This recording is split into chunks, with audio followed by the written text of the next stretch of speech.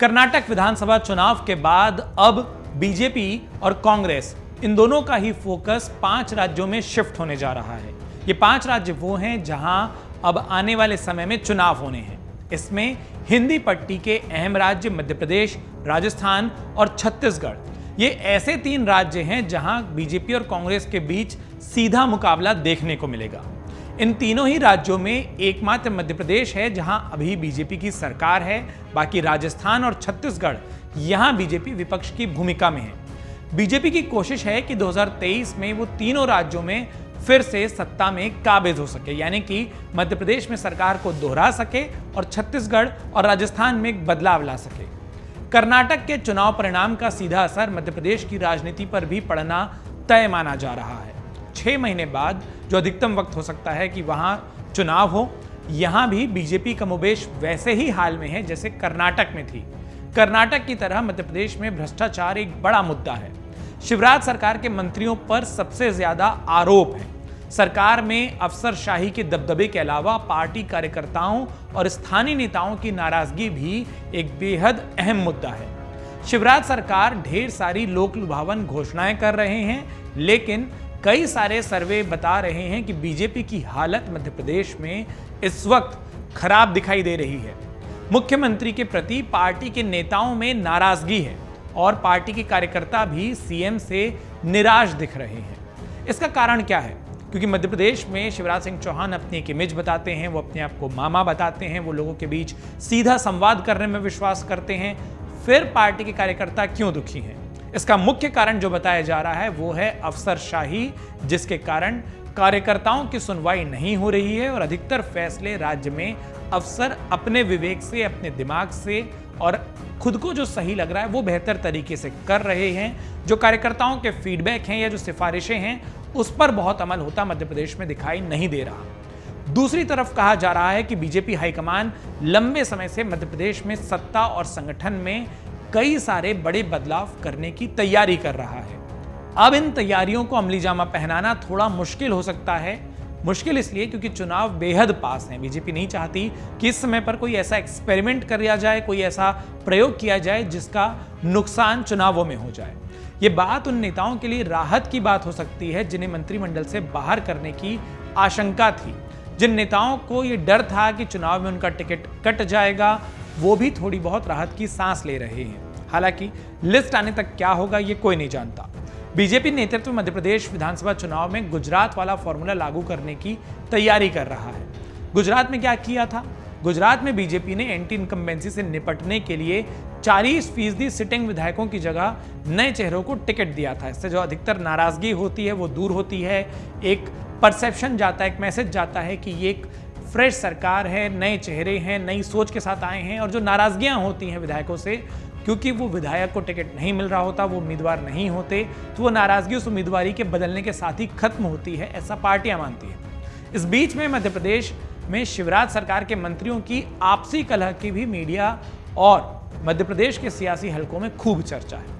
कुछ media reports के मुताबिक तो ऐसी खबरें आ रही हैं कि मध्य प्रदेश के सागर जिले में बीजेपी की आपसी गुटबाजी चरम पर है। स्थानीय विधायकों ने तो पार्टी से इस्तीफे तक की चेतावनी दे दी है। शिवराज सरकार के सबसे वरिष्ठ मंत्री गोपाल भार्गव के साथ राजस्व मंत्री गोविंद राजपूत और सागर जिले के विधायकों ने सीएम और पार्टी के वरिष्ठ नेताओं से मुलाकात की।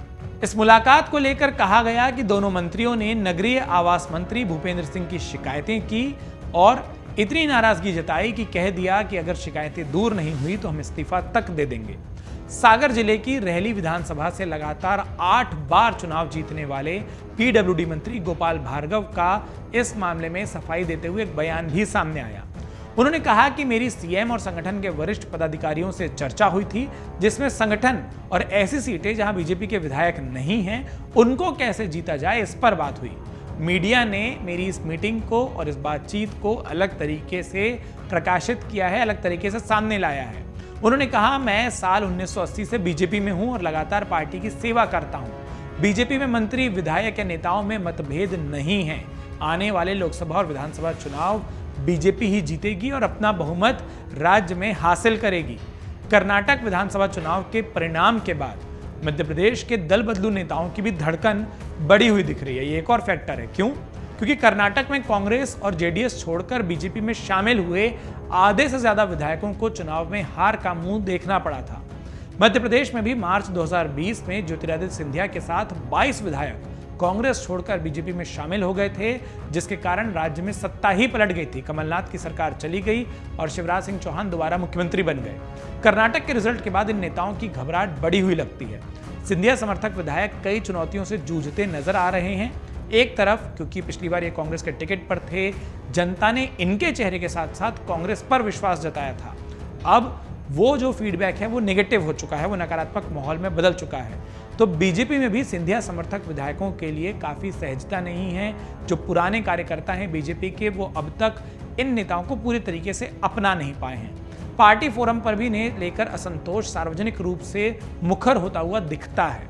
विधानसभा चुनाव को देखते हुए वोटर्स को फिर से साधना और अपनी तरफ करना और ये कहना कि हमारा चेहरा इस बार बीजेपी के निशान के साथ होगा, विधायकों के लिए परेशानी का सबब है। कितनों को टिकट मिलता है नहीं है वो तो बीजेपी तय करेगी। वहीं केंद्रीय मंत्री ज्योतिरादित्य सिंधिया की अगर बात की जाए और मध्य प्रदेश के मुख्यमंत्री शिवराज सिंह चौहान, इन दोनों ने हाल में मुलाकात की। ये जो मुलाकात हुई थी ये घंटे से भी ज्यादा वक्त तक चली, 1 घंटे से भी ज्यादा वक्त था। हालांकि दोनों नेताओं ने इस मुलाकात को शिष्टाचार भेंट बताया, लेकिन सब समझते हैं कि राजनीति में 1 घंटे से बड़ी शिष्टाचार की भेंटें नहीं होती। विधायकों के आंतरिक सर्वे के बाद हुई ये जो मुलाकात थी बेहद अहम मानी जा रही है। मध्य प्रदेश बीजेपी के कई वरिष्ठ नेता बताते हैं कि कर्नाटक के नतीजों के बाद मध्य प्रदेश में बीजेपी कार्यकर्ता और अधिक मुखर हो जाएंगे, यानी कि उनको जिन बातों से दिक्कत होगी उसको वो खुलकर कहने लगेंगे, साफ तौर पर अपनी बात को सामने रखेंगे। जितनी भी विधानसभा सीटों पर ज्योतिरादित्य सिंधिया का प्रभाव है, दबदबा है, उन सभी सीटों पर भाजपा के मूल कार्यकर्ताओं यानी कि पुराने कार्यकर्ताओं और सिंधिया समर्थक नेताओं के बीच साफ लड़ाई चल रही है। पार्टी साफ तौर पर 2 भागों में बटी हुई दिखाई दे रही है। पहले ये लड़ाई पर्दे के पीछे थी, लेकिन जैसे जैसे चुनाव पास आ रहा है ये लड़ाई अब खुलकर सामने हो रही है। और अगर इसी तरीके का विरोध चलता रहा तो सिंधिया के प्रभाव वाली सीटों पर बीजेपी को नुकसान उठाना पड़ सकता है, क्योंकि वहां पर पार्टी के कार्यकर्ता एक होकर चुनाव लड़ाते नहीं दिख रहे।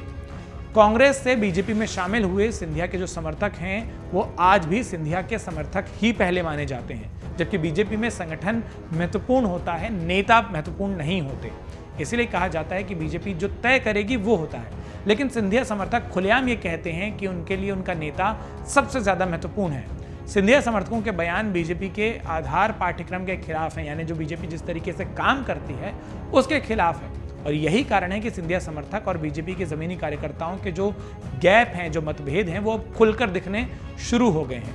एक तरफ सिंधिया हैं, वो अपनी श्रीमंत वाली छवि को, राजा वाली छवि को छोड़कर जमीन पर एक्टिव नजर आ रहे हैं, कार्यकर्ताओं से मिल रहे हैं, लोगों से सीधी बात कर रहे हैं, कार्यक्रमों के छोटे बड़े होने को नहीं देख रहे, वो कार्यक्रमों में जा रहे हैं। तो वहीं जो उनके समर्थक हैं वो अब तक बीजेपी के रंग में ढले हुए नजर नहीं आते, वो बीजेपी के रंग में रंगे नजर नहीं आते। वो अभी भी अपने आप को सिंधिया समर्थक ही कहते हैं और जिन कार्यक्रमों में ज्योतिरादित्य सिंधिया नजर आते हैं वहीं उनके समर्थक होते हैं। बीजेपी के कार्यक्रमों से जो दूरी दिखती है ये बीजेपी के लिए परेशानी की बात है। इन सारे समीकरणों के बीच कांग्रेस और बीजेपी मध्य प्रदेश के लिए किस तरीके से चुनाव में आगे जाती है ये देखना बड़ा दिलचस्प होगा, क्योंकि कांग्रेस का जो विश्वास है कर्नाटक के बाद वो बढ़ा हुआ है, तो बीजेपी को दिक्कतें साफ तौर पर दिखाई दे रही हैं। मन से उजाला कर चले, मन से उजाला कर चले, एक अमर उजाला कर चले, उजाला कर चले।